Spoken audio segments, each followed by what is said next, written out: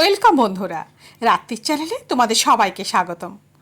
আবার তোমাদের সামনে এসে হাজির হয়েছি নতুন একটা রেসিপি নিয়ে। আজ তোমাদের করে দেখাবো কাবলি ছোলা। সম্পূর্ণ নিরামিষ পদ্ধতিতে এই রান্নাটা আমি করেছিলাম।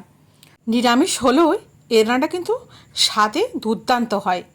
কিভাবে রান্নাটা করি আর কি কি মশলা ব্যবহার করব, সেগুলো তোমরা খুব ভালোভাবে দেখে নাও। এই রান্নাটা লুচি পরোটা সবার সাথে তোমরা খেতে পারো। কাবলি ছোলাটাকে আগের দিন রাতে ভিজিয়ে রেখেছিলাম। সকালবেলায় জল ছেঁকে পরিষ্কার করে ধুয়ে এটা কুকারে 4টে সিটি দিয়ে নিয়েছি। দেখেছো, খুব সুন্দর নরম হয়ে গেছে, একদম গলেও যায়নি আর শক্তও নেই। আর তার সাথে কিছু আলুও সেদ্ধ করে নিয়েছি, কারণ কাবলি ছোলাটা যদি শুধু রান্না করি গ্রেভিটা খুব একটা হয় না। ওই কারণে আমি কয়েকটা আলু দিয়ে রান্না করি। আলুগুলোকে ছাল ছাড়িয়ে ডুমো ডুমো করে কেটে নিয়েছি, 2টো টমেটো কেটেছি আর কাঁচা লঙ্কা দিয়েছি। মশলা হিসেবে নিয়েছি আদা, হলুদ আর গোটা গরম মশলা, কিছুটা কস্তুরি মেথিও নিয়ে নিয়েছিলাম। এই রান্নাটা হিং দিয়ে আজ করব। সাথে নিয়ে নিয়েছি টক দই, এই 100 গ্রামের মতো। ফোড়নের জন্য নিয়েছি তেজপাতা, শুকনো লঙ্কা আর গোটা জিরে। প্রথমে সর্ষের তেলটা খুব ভালোভাবে গরম করে নিয়েছি। তারপরে প্রথমে হিং দিলাম, তেজপাতা, শুকনো লঙ্কা আর শুকনো জিরে দিয়ে দিলাম। এবার এটাকে একটু ভালোভাবে নাড়িয়ে নিচ্ছি যাতে ফোড়নটা না পুড়ে যায়। ফোড়নটা হয়ে গেলে দিয়ে দিলাম গোটা গরম মশলা। আজ কিন্তু গুঁড়ো গরম মশলা দেবো না, গোটা গরম মশলায় কিন্তু রান্নাটা করব, ফ্লেভারটা খুব ভালো আসবে। কেটে রাখা ডুমো করে আলু, 2টো টমেটো আর 10 কাঁচা লঙ্কা চিড়ে রেখেছিলাম, ওইগুলো দিয়ে খুব ভালোভাবে ভাজা ভাজা করে নিচ্ছি। তোমরা এই রান্নাটাতে কাশ্মীরি লঙ্কার গুঁড়ো বা লাল লঙ্কার গুঁড়ো ব্যবহার করতে পারো, কিন্তু যেহেতু আমার বাড়িতে গুঁড়ো লঙ্কার রান্না হয়ই না, সেই কারণে আমি অ্যাভয়েড করে গেলাম। আলু টমেটো মিনিট 2 ধরে ভালোভাবে ভাজার পরে আমি দিয়ে দিলাম আদা বাটা, হলুদের গুঁড়ো। আবারও বেশ খানিকক্ষণ ধরে এটা কষিয়ে নিচ্ছি। কষানো হয়ে গেলে ওই জল ঝরিয়ে রাখা সেদ্ধ কাবলি ছোলাটাকে দিয়ে দিলাম।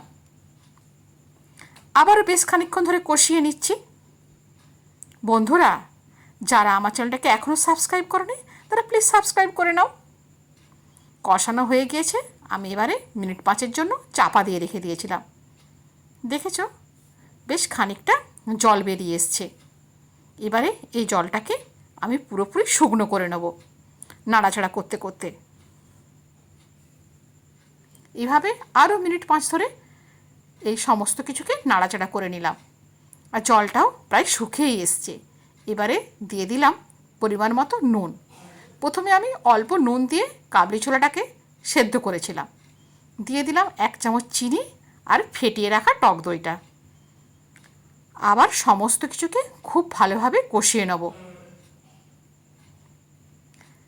বন্ধুরা, আশা করছি ভিডিওটা তোমাদের ভালো লাগবে। যদি ভালো লেগে থাকে অবশ্যই একদিন বাড়িতে বানাবে আর কমেন্ট করে আমাকে জানাবে। আর আমার চ্যানেলে যদি কোনো নতুন দর্শক বন্ধু এসে থাকো তারাও কিন্তু আমার চ্যানেলটাকে সাবস্ক্রাইব করে রেখো। সমস্ত মশলা খুব ভালোভাবে আমি কষিয়ে নিচ্ছি। প্রায় মিনিট 5 ধরে আমি খুব ভালোভাবে কষিয়ে নিচ্ছি। তোমরা দেখতেই পাচ্ছ তরকারির কালারটাও অনেকটাই চেঞ্জ হয়ে গেছে। এখানে কিন্তু আমি একদম কাঁচা জল ইউজ করব না। ছোলাটা সেদ্ধ করে রাখার পরে যে জলটা ছিল সেইটা আমি রেখে দিয়েছিলাম, এবারে ওটা অ্যাড করে দিলাম। দিয়ে বেশ খানিকক্ষণ ধরে ফুটিয়ে নেব, সেই জন্য একটা ঢাকা আমি চাপা দিয়ে দেবো। 5 মিনিট বাদে ঢাকাটা খুলে নিচ্ছি। খুলে রেখে এই যে কস্তুরি মেথিটাকে একটু হাতের সাহায্যে গুঁড়ো গুঁড়ো করে নিচ্ছি যাতে ফ্লেভারটা খুব ভালো আসে। এবারে ওইটা ফুটে উঠলে আমি এই জিনিসটাকে দিয়ে দেবো। এতে কিন্তু ফ্লেভারটা খুব ভালো আসে। একদম অনুষ্ঠান বাড়িতে নিরামিষ চানা যেভাবে রান্না করা হয়, যে ফ্লেভারটা আমরা পাই সেটাই কিন্তু আমরা বাড়িতেও বসে পেয়ে যাব। এই কস্তুরি মেথিটা তোমাদের অ্যাড করতে হবে। কাবলি ছোলার তরকারিটা আমার এবারে হয়ে গেছে, এই জন্য আমি কস্তুরি মেথিটাকে দিয়ে দিলাম।